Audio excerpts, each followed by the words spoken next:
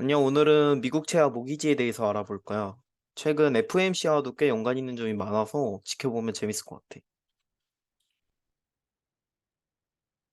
첫 번째로 양적 완화를 먼저 알아야 돼. 양적 완화는 중앙은행이 통화를 시중에 직접 공급해 경기를 부양하는 통화 정책으로 쉽게 보면은 금리 인하를 제로 금리를 했었지? 그것처럼 금리 인하를 하거나 채권을 매수해서 시장에 유동성을 공급해주는 역할을 하는 거야. 그로 인해서 지금 현재 시장에는 M2가 엄청나게 많이 풀리게 되었어. 여기 수직으로 보이는 것처럼 코로나 때 이만큼 M2가 많이 풀렸고, 이거는 거의 그 금융위기 직후부터 풀린 통화량이랑 비슷하다고도 하더라고. 그리고 그로 인해서 이건 근원 소비자 물가인데, 소비자 물가 지수 자체가 많이 오르게 되었어. 그래서 지금 현재 시장에서는 다시 금리를 인상하고 긴축에 들어가는 상황이야. 그럼 이제 긴축이 뭔지 알아야겠지? 양적 긴축에 대해서 알아보면은 금리 인상을 하는 그 타이밍이랑 그 긴축 어 그 채권의 만기를 연장하고 자산 매입을 축소하는 테이퍼링이 있어. 쉽게 보면은 중앙은행에서 시장으로 아까는 금리 인하와 채권을 매수하는 식으로 했는데 그 반대라고 생각을 하면 돼. 그로 인해서 나오는 결과는 유동성 축소고. 그로 인해서 FOMC가 이건 점도표를 보여주는 건데, 지금 기준금리를 125bp를 연말까지 더 올린다고 했어. 지난 9월 달에. 그리고 나서 실제로 그렇게 올리는 모습을 보여줬고, 여기는 지금 3.25까지 올렸는데, 이 영상이 업로드 되기 전날, 4포인트까지 결국 75bp를 올려주는 모습을 보여줬어. 이거는 10년물이랑 2년물 채권을 보여주는 건데, 얘네가 같이 이렇게 올라가는 게 금리 인상기에 얘네가 같이 덩달아서 올라가는 모습을 보여주고 있고, 실제로 금리가 올라가면은 높은 상한계수를 가지고 채권 또한 비슷하게 올라가는 모습을 볼 수 있어. 그러면 이제 이분은 지금 트러스 미국 전 총리신데 내가 이분을 왜 가져왔을까 생각을 해보면, 이분을 가져온 이유는 우리가 지금까지 통화량이 많이 풀렸을 때, 그 다음에 통화량을 줄여가는 과정에서 보통은 이론적으로는 외화 보유량이 적은 국가들 위주로 먼저 파산을 하게 되어 있거든. 왜냐하면 금리 스프레드가 벌어지면서 환율을 버티지 못해서 그런 국가들부터 쓰러질 테니까. 근데 지금 문제가 되는 건 영국과 일본이야. 영국이 왜냐면 영국은 지금 철의 여인이라 불렸던 이 트러스 총리가 연기금의 242조 원 정도를 날리게 되었어. 왜냐하면 얘네가 감세한 정책을 발표를 하고 통화를 더 푸는 정책을 계속 연달아서 내보내게 되다 보니까 시장에서 파운드화가 폭락을 하게 되었고, 그 과정에서 연기금이 채권 금리를 지키기 위해서 매수하는 선택으로 결국 손실을 입게 되었어. 그래서 지금은 물러났고, 두 번째로는 아베노믹스에 대해서 먼저 알아야 돼. 일본의 지금 현 상황을 알기 전에 아베노믹스는 일본의 경기 회복 그리고 20년 가까이 이어져 온 디플레이션과 엔고 탈출을 위해 모든 정책 수단을 동원하겠다는 아베 정권의 정책이야. 그 세 가지의 화살로 정책을 표현을 하는데, 첫 번째는 무기한 양적 완화, 두 번째는 과감한 재정 정책, 세 번째는 경제 구조 조정이야. 이 과정 중에 앞서 과감한 재정 정책과 무기한 양적 완화 중에 YCC라는 하나의 정책을 넣게 돼. 그리고 일본은 여기에 PPT 자료에는 없지만 그 무기한 그 제로 금리를 진행하게 되지. 그리고 YCC라는 또 하나의 정책을 사용하게 되는데, 요거는 중앙은행이 장기금리 목표를 달성하기 위해 채권을 매수 또는 매도하는 정책이야.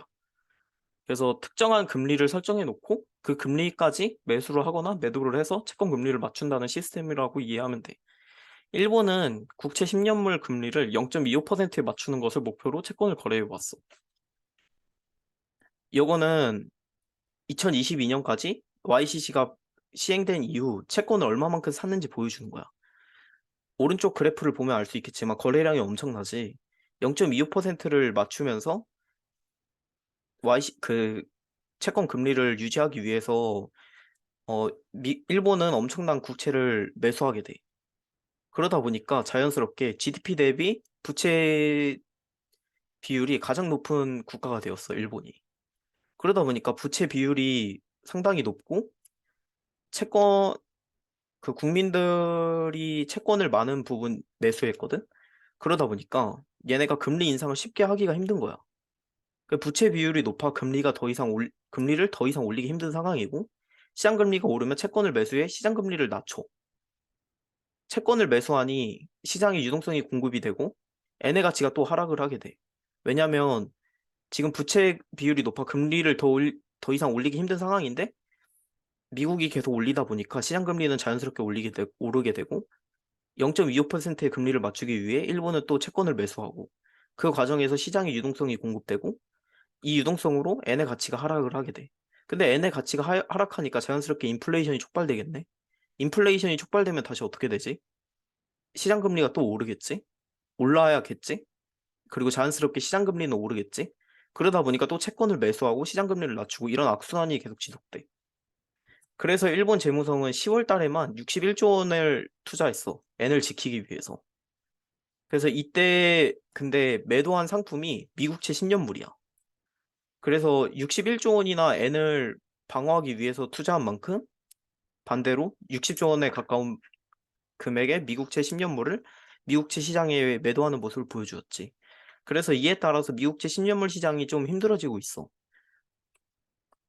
이거는 일본 엔과 그 10년물 간의 관계거든. 미국채 10년물의 금리가 일본 엔의 하락에 따른 반대로 말하면 엔 달러 상승에 따른 상관관계가 꽤 비슷해. 그래서 엔의 가치가 하락될수록 미국채 10년물 가격은 계속 오르게 되겠지. 아, 가격이 아니라 금리는 계속 오르게 되겠지. 이거는 무브 인덱스라고 채권 불안정성 지수거든. 지, 지금 영국과 일본을 기점으로 계속 그 사건이 터지면서 채권 시장에 대한 그 불안감 지수가 계속해서 상승하는 모습을 보여주고 있어. 이런 것을 통해서 지금 채권 시장이 많이 위태롭다는 걸 알 수 있고, 요약을 해보면 인플레이션이 심해진 상황에서 미국이 금리를 올리며 물가를 잡으려 하고 있어. 그 상황 속 일본과 영국은 달러와 미채권 시장에 영향을 주었어. 그에 따라 미국의 채권 시장 불안도가 늘어난 상태고, 여기서 미국의 선택 방법은 더 이상 일본과 금리 스프레드를 벌리지 않는 것을 하나 둘 수 있어. 물론 채권 시장의 바이백이나 뭐 여러 가지 SLR 정책을 통해서 뭐 관리를 할 수 있지만 나는 금리 스프레드가 결국 원초적인 원인이기 때문에 이걸 컨트롤해야 된다고 보고 있어. 그러면 왜 미국제 10년물의 수익률이 계속 오르면 문제가 되는 걸까? 금리가 계속 오르면 문제가 되는 걸까? 거기에 대해서 살펴본 미국채 10년물과 그 미국 30년 모기지를 비교해 본 거거든.